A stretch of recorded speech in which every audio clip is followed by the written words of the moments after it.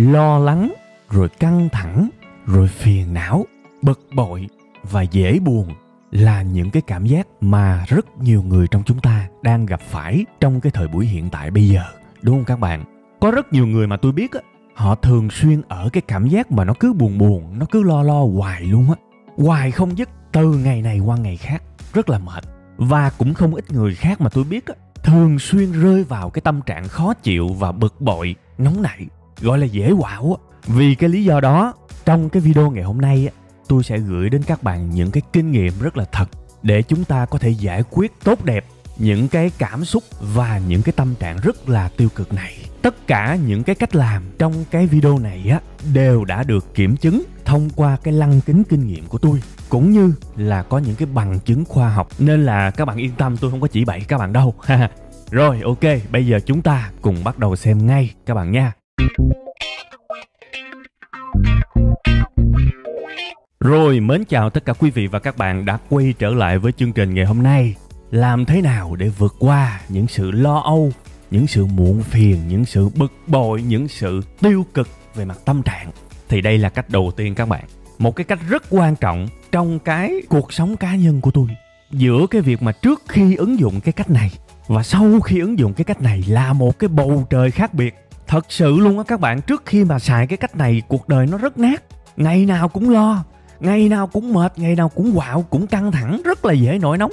Nên là tôi thực sự rất mong muốn các bạn hãy xem cái cách số 1 này thực sự chăm chú, thực sự mà để ý, vì nó cứu tôi khỏi những cái tâm trạng rất là tiêu cực và tệ hại. Đó là gì? Đừng dung nạp tin tức tiêu cực. Hiện tại bản thân tôi đã bỏ hoàn toàn cái thói quen lâu năm của mình. Thói quen lâu năm đó là gì các bạn biết không? Mỗi buổi sáng mình truy cập vào trang chủ của một cái tờ báo nào đó, sau đó lướt lên, lướt xuống, lướt tới, lướt lui và đọc bất kỳ bài báo nào mà mình cảm thấy hứng thú. Đó là cái thói quen lâu năm của tôi á. Tôi nghĩ là nhiều người trong các bạn chắc cũng giống y chang tôi thôi, đúng không? Tuy nhiên các bạn ơi, chúng ta đang có một cái thói quen á, nó có thể phá hoại tâm trạng và gây phiền não cả ngày cho chúng ta đó. Tôi nói thiệt, các bạn đừng có nóng, tôi sẽ giải thích cho các bạn nghe. Các bạn lướt các trang báo kiểu đó thì kiểu gì các bạn cũng sẽ đọc trúng những cái tin tiêu cực. Đó là mấy cái tin mà kiểu như cướp, rồi giết, rồi hiếp, rồi ngoại tình, rồi tai nạn, rồi chửi rủa nhau. Nói chung là hít hà, drama, nói chung là tất cả những thứ tiêu cực, gây bất an, sợ hãi, nóng giận. Những cái kiểu tin như vậy, kiểu gì các bạn cũng sẽ đọc trúng những cái tin đó. Và nó rất độc hại các bạn. Các bạn có biết là chúng ta đang sống ở trong một cái thời đại mà cứ 17 mẫu tin tiêu cực thì mới có xuất hiện một cái tin tích cực.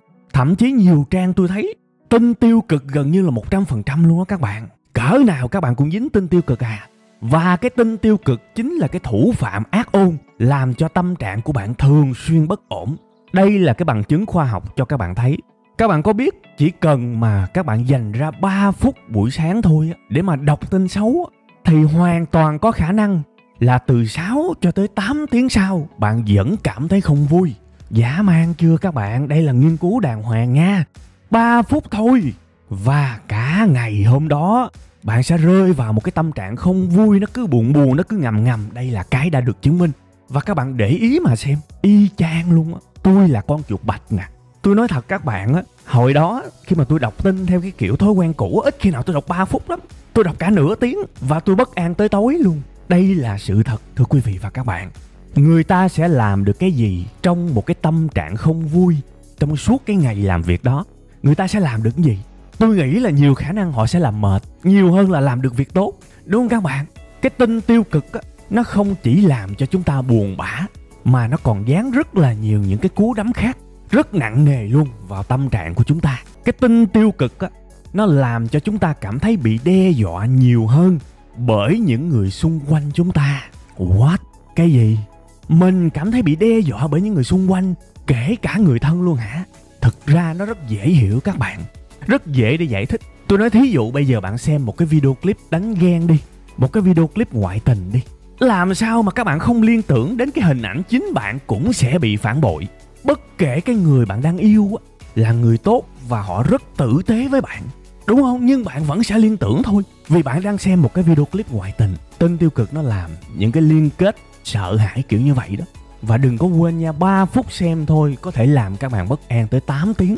Và các bạn tưởng tượng ngày nào các bạn cũng xem liên tu bất tận, thì cái sự bất an nó trở thành một phần cuộc sống của các bạn. Nên tôi mới nói có những người buồn hoài luôn, lo hoài luôn, và nhiều khi không biết mình lo vì cái gì. Thì cái dẫn chứng khoa học này tôi thiết tha các bạn hãy lưu ý tới nó. Đây là những dẫn chứng khoa học các bạn ơi.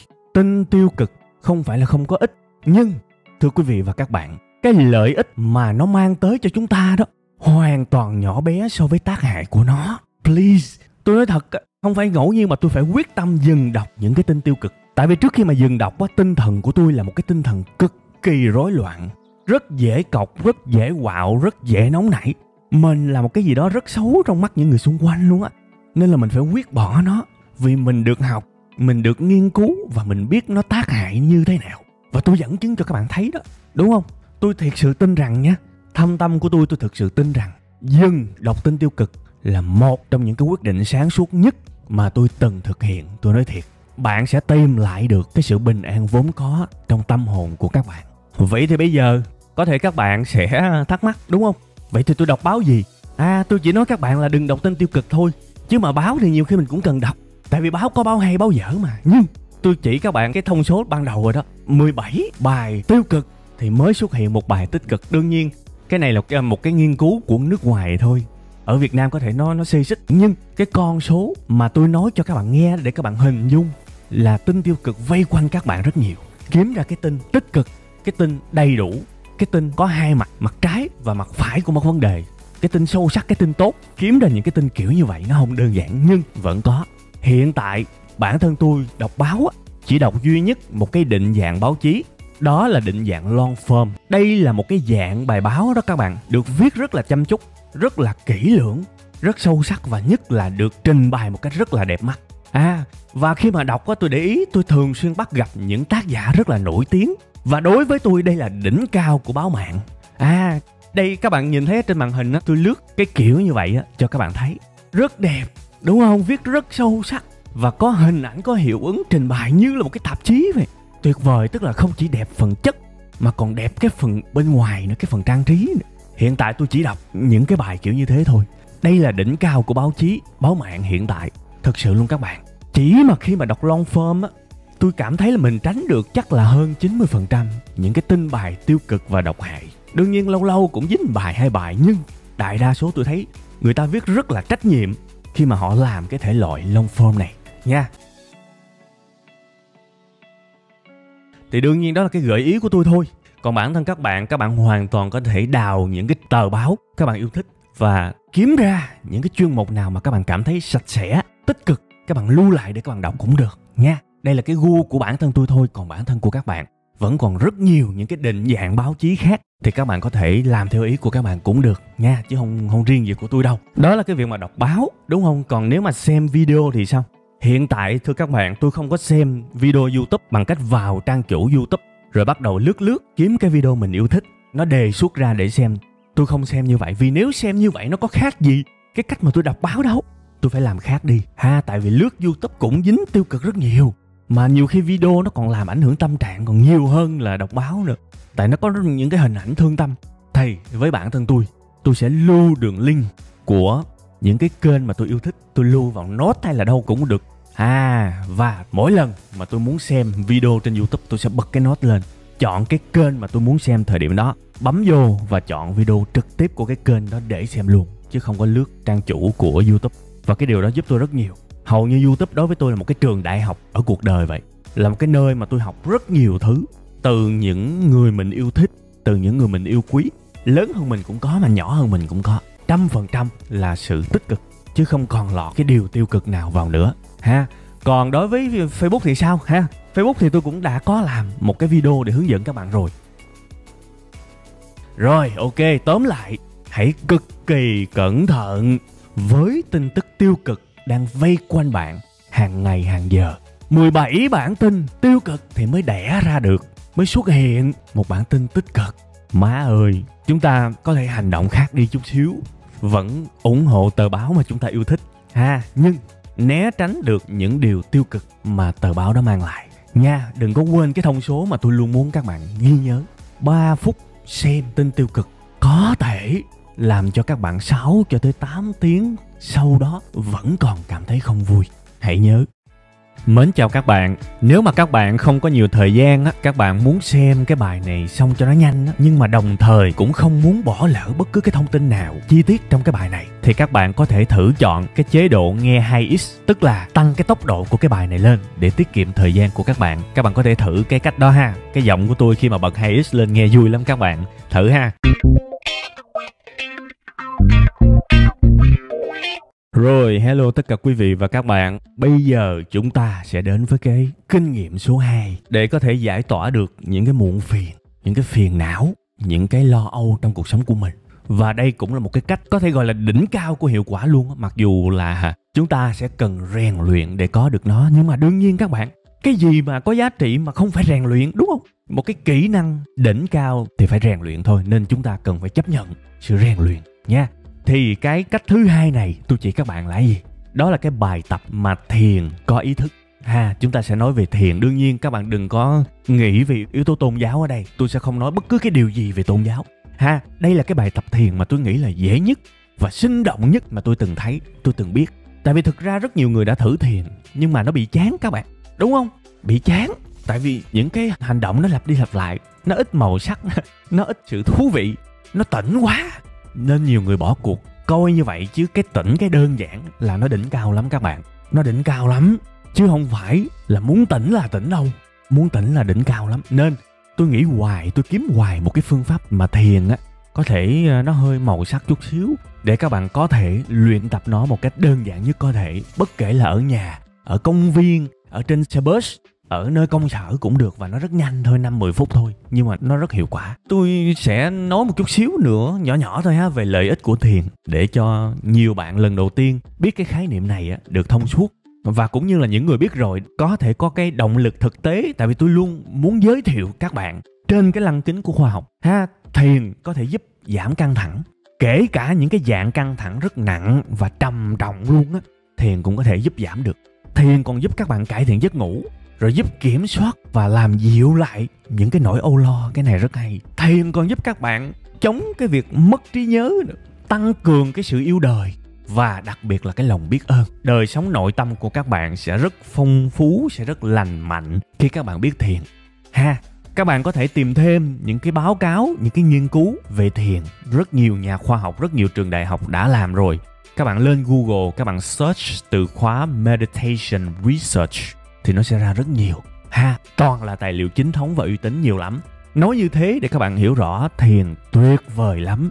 Và sống trong cái thời buổi mà chúng ta tiêu thụ quá nhiều thông tin, chúng ta quá rối, chúng ta làm việc trí óc rất nhiều thì biết thiền là một cái món quà và là một cái may mắn cho rất nhiều người trong chúng ta. Vậy thì bây giờ chúng ta thiền sao đây? Rất là dễ. Tôi nói rồi, cái bài này nó vui, nó dễ và nó có cái tính cũng hơi động đậy chứ không hẳn là tỉnh. Tại vì tỉnh nó khó, đúng không? Một lúc nào đó các bạn sẽ tỉnh được thôi, còn mới bắt đầu thì nó động chút xíu cũng được. Bước số 1, các bạn kiếm một cái chỗ nào đó nó vững chãi. Các bạn có thể ngồi dưới đất, ngồi trên ghế cũng được nha, và có thể nhắm mắt lại thì càng tốt.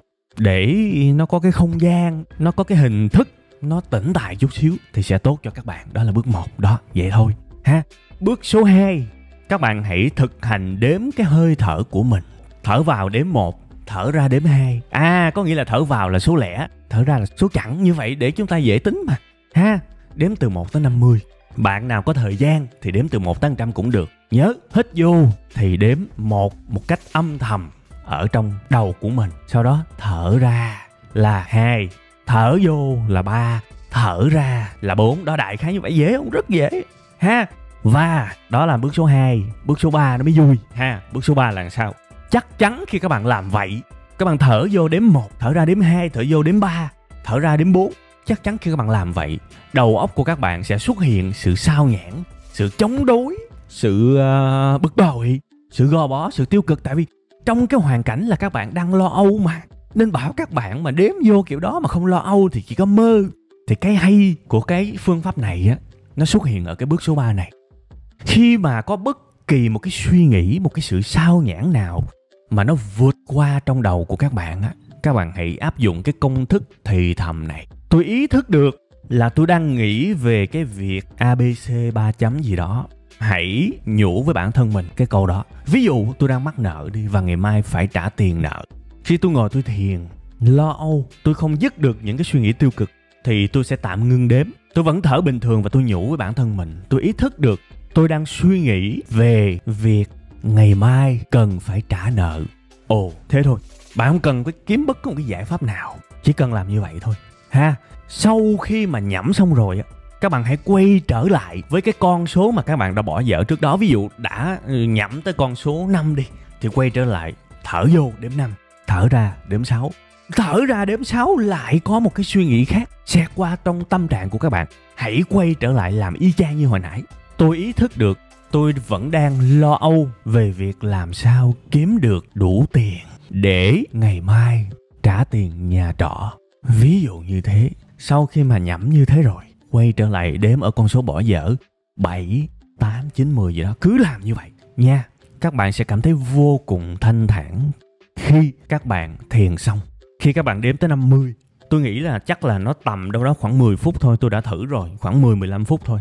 Nó quá nhanh và quá ngắn trong cái cuộc đời của chúng ta. Xong rồi nó thanh thản lắm, nó nhẹ đi rất nhiều. Và để tôi giải thích cho các bạn vì sao làm như thế, thiền xong rồi nó lại nhẹ nhàng.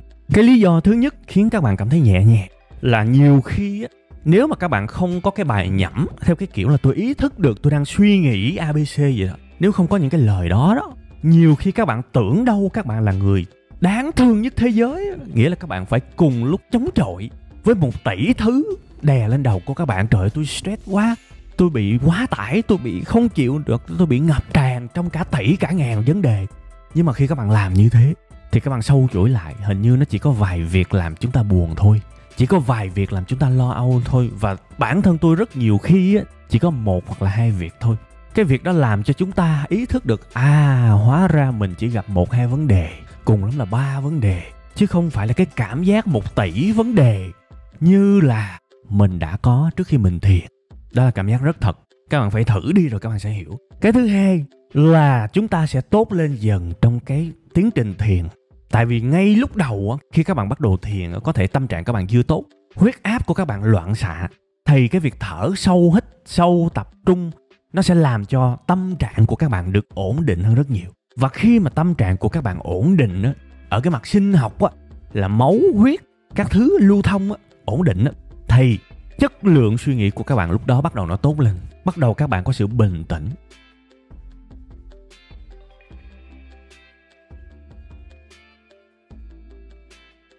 Các bạn bỏ thời gian ra đi, một chút ý chí nhỏ thôi, nỗ lực các bạn giúp mình đi, giúp bản thân các bạn đi.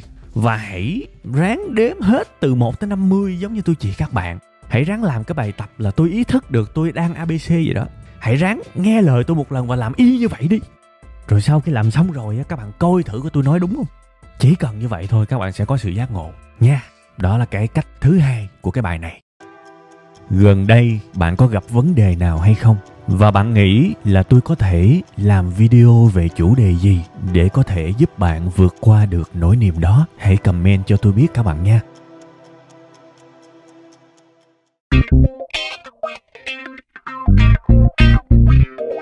Rồi, ok các bạn. Tôi hy vọng là với 2 cách mà tôi hướng dẫn với các bạn trong cái bài này thì các bạn cũng có được những cái option, những cái gợi ý để có thể thực hành và làm cho cuộc sống của các bạn tốt đẹp hơn.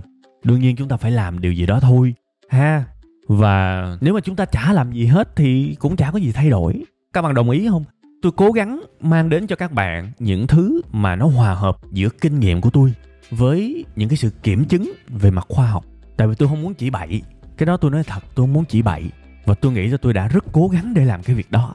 Tất cả những gì các bạn được nghe trong cái tập này, trong cái chương trình này là những thứ đáng tin tưởng và đáng thử một lần để giúp cho cuộc sống của mình tốt đẹp hơn. Tôi mong các bạn sẽ không còn cái cảm giác giống như tôi hồi xưa, ngày nào cũng buồn, ngày nào cũng quạo, ngày nào cũng bất an, ngày nào cũng lo âu, lo lắng. Tôi mong các bạn sẽ có được sự bình an đó và nó quý vô cùng, đúng không các bạn? Ha. Ok, như vậy là để mà phân tích sâu thì cái bài này tôi chỉ có thể nói được 2 ý thôi. Nếu mà các bạn cảm thấy các bạn muốn nghe thêm nhiều cái gợi ý khác thì các bạn có thể comment cho tôi biết, thì tôi sẽ cân nhắc làm cái tập 2 nếu mà thực sự cái số lượng yêu cầu là nhiều, đáng kể ha, các bạn comment cho tôi biết nha. Ok, chương trình ngày hôm nay tôi xin phép được dừng lại tại đây. Tôi cảm ơn các bạn rất nhiều. Bây giờ chúng ta sẽ tạm chia tay nhau và chúng ta sẽ gặp lại nhau vào 7 giờ tối thứ Bảy tuần sau, cũng trên kênh YouTube của Web 5 ngày các bạn nha. 7 giờ tối thứ Bảy tuần sau là cái giờ lên sóng đó. Các bạn chỉ cần vào YouTube gõ từ khóa bài học kinh doanh Web 5 ngày thì nó sẽ ra một cái danh sách phát có cái chấm tròn tròn đỏ đỏ. Các bạn bấm vô thì video trên cùng sẽ là video mới nhất các bạn nha. Rồi ok, cảm ơn các bạn rất nhiều.